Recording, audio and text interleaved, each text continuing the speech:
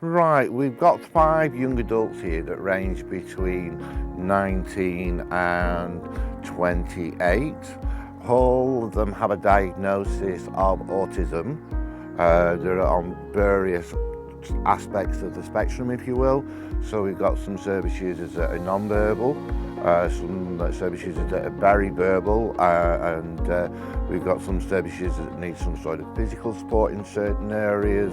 I've got a little brother that's got cerebral palsy, global theometric delay and curvature of the spine. And yeah, just basically growing up, it's always been he's in and out of hospital, he's had to have different treatments, people come out and see him. So it's kind of one of the things that you get used to seeing, you're learning things from what's happening with him.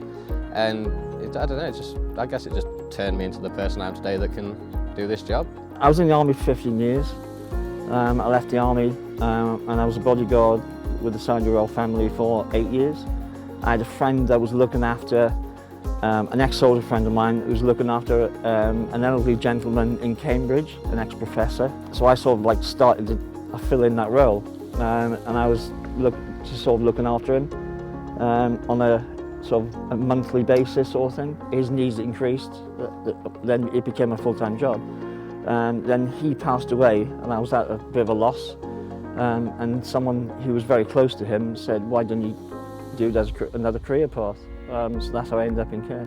I was actually in the armed forces, in the Navy, and I just wanted to work with people. I had a relative that had autism and I got on quite well with them. It sort of floated my boat and I thought I need to go down that route when I leave.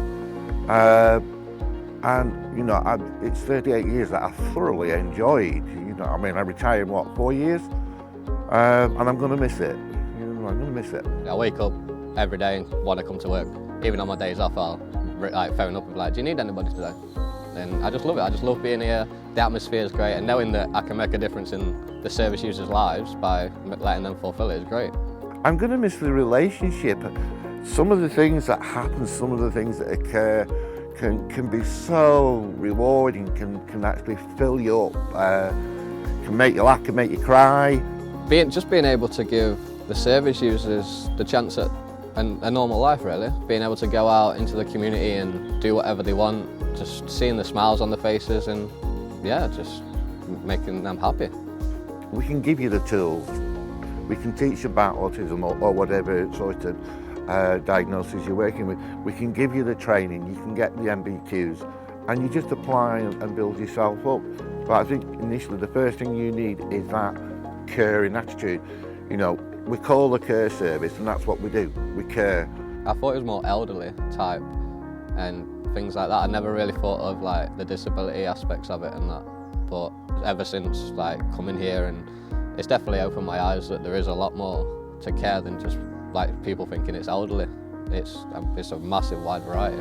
My perceptions of it was like it was going to be elderly, and then when they were saying like, oh, it's challenging behaviour, I thought it was going to be like incident after incident every single day, but it's really none of that. The job is great, and if anybody is to get into care and they come into this side of it, it's absolutely amazing. They will literally love it.